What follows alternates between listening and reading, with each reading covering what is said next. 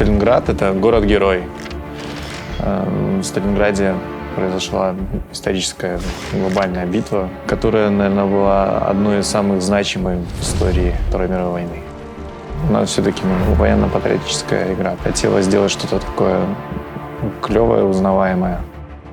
Сложность заключалась в том, что город Сталинград был практически полностью разрушен во время войны. От него не осталось ни единого целого здания. То есть это была буквально лунная поверхность.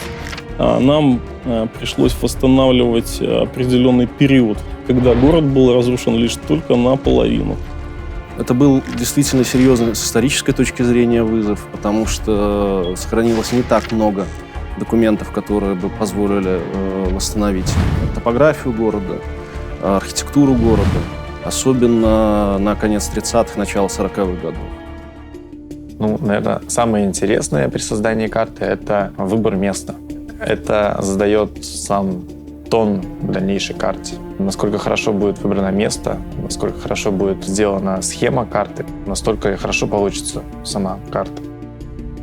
Мы посмотрели на местности, как все выглядит, какие-то расстояния между зданиями, все это оценили своим взглядом, сделали много фотографий и, можно сказать, делали карту по личным впечатлениям. Нам нужно было восстанавливать исторические районы жилые Сталинграда из небытия, скажем так, и заводские районы, которых тоже мы имели представление только по аэрофотосъемке, на которой изображен буквально там вид сверху завод.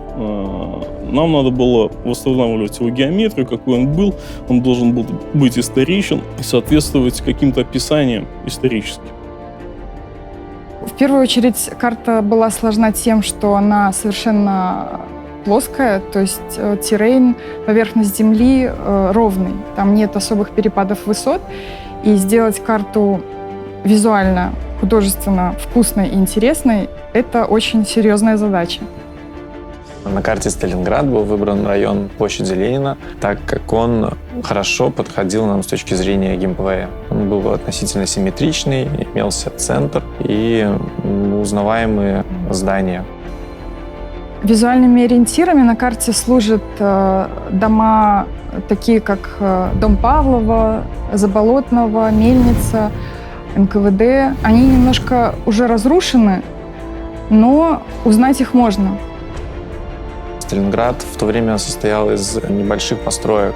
Это домики двух-трехэтажные, которые стояли достаточно очень плотно друг к другу.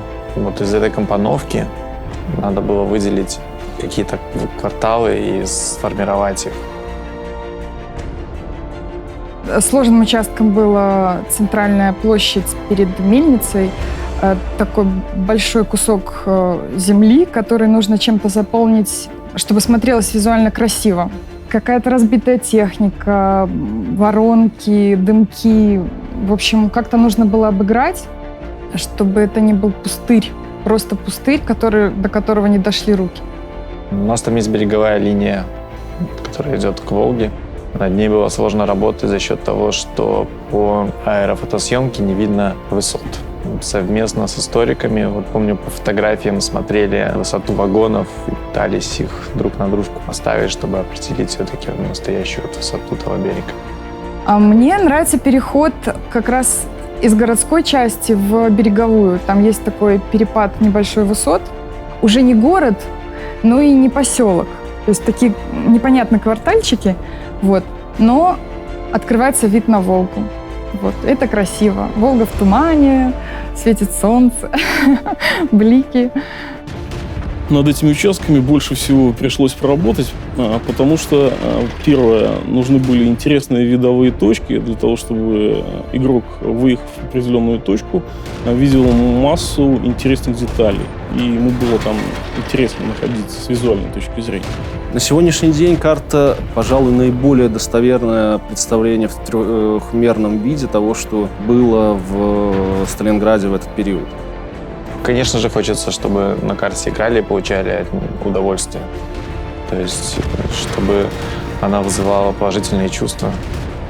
Мне очень понравилась эта карта. Я скажу прямо, что я вложил не только свои знания, но и часть души, пожалуй. И, конечно, я очень волнуюсь. конечно же, ждем, что она понравится. Понравится, и на ней будут с удовольствием играть, получать удовольствие.